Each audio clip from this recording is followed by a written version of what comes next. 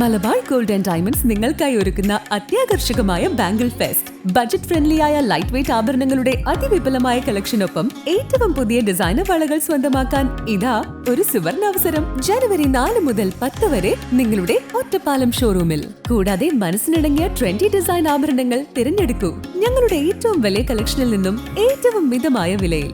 വരൂ, Malabar gold and diamonds ഒരുക്കുന്ന സ്വർണ്ണ വിസ്മയത്തിൽ നിങ്ങളും പങ്കുചേരൂ. ഒറ്റപ്പാലം നഗരസഭയുടെ അടിയന്തര കൗൺസിൽ യോഗം നഗരസഭാ കൗൺസിൽ ഹാളിൽ വെച്ച് നടന്നു. നഗരസഭാ ചെയർപേഴ്സൺ കെ ജാനകി ദേവി അധ്യക്ഷയായി. ഒറ്റപ്പാലം നഗരസഭ അടിയന്തര കൗൺസിൽ യോഗം ബുധനാഴ്ച 11 മണിക്ക് മുനിസിപ്പൽ കൗൺസിൽ ഹാളിൽ വെച്ച് നടന്നു.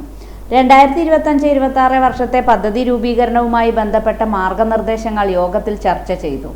ഹോട്ടലുകളിൽ നിന്നും ഡ്രൈനേജിലേക്ക് പുറന്തള്ളുന്ന മലിനജലത്തിന് ശാശ്വതമായ പരിഹാരം കാണണമെന്നും നഗരസഭാ പ്രദേശത്തെ ഹോട്ടലുകളിൽ നിന്നും പിടികൂടിയ പഴകിയ ഭക്ഷണ സാധനങ്ങൾ വിൽക്കുന്ന ഹോട്ടലുകൾക്കെതിരെ നടപടി ശക്തമാക്കാതിരുന്നതും യോഗത്തിൽ ചർച്ചയായി.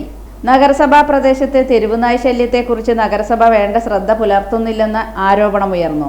യോഗത്തിൽ നഗരസഭാ അധ്യക്ഷ കെ ജാനകി ദേവി അധ്യക്ഷത വഹിച്ചു. സെക്രട്ടറി പ്രദീപ്, കൗൺസിലർമാർ എന്നിവർ പങ്കെടുത്തു.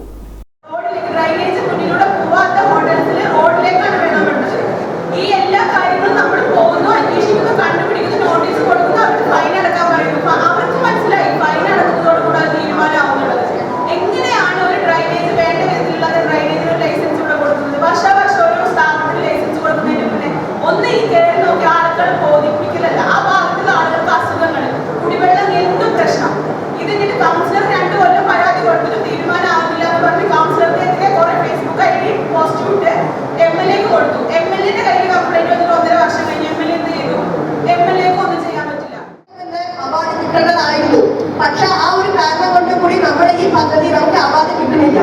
എത്ര വലിയ ബുദ്ധിമുട്ടാണ്. നഗരസഭ ആൾക്കാരുടെ ഹോസ്പിറ്റൽ, നഗരസഭ തന്നെയാണ് നായ്ക്കളെ പരിപാലിക്കേണ്ടത്. അങ്ങനെ ഈ തെരുവുനായ ശല്യം കൊണ്ട് നമുക്ക് അത്രയും പ്രധാനപ്പെട്ടൊരു അവാർഡ് പോയിട്ടുണ്ട്. അത് പ്രത്യേകം ഇന്നത്തെ ന്യൂസ് വേണം. എന്താ വെച്ചാൽ ഇത് ഇത്രയും നമ്മൾ ഓരോ ഹോസ്പിറ്റലിൽ ഓരോ കാര്യങ്ങൾക്കും അവാർഡ് ഫസ്റ്റാണ്. ഒറ്റപ്പാലം നഗരസഭ മുന്നിലാണ്.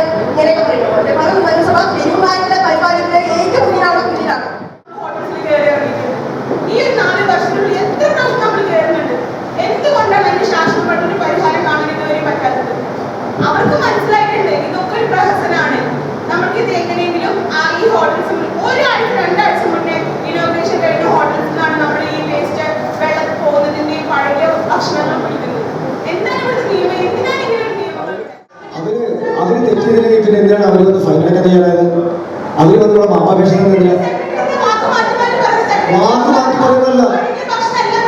പഴകിയ ഭക്ഷണം എന്ന് പറഞ്ഞാൽ നമുക്ക് നിയമപ്രകാരം സൂക്ഷിക്കേണ്ടതിൽ എന്ത് വ്യത്യാസം ഉണ്ടെങ്കിൽ നമ്മളെ പിടിച്ചെടുക്കും. അത് മറ്റേ ഫ്രീസറിന് ഇത്ര കൃത്യമായിട്ട് കണ്ടില്ല. അതേപോലെ തന്നെ കഴിഞ്ഞ പ്രാവശ്യം കൊട്ടാരത്തും അതേ കാരണങ്ങളെ പിടിച്ചത്.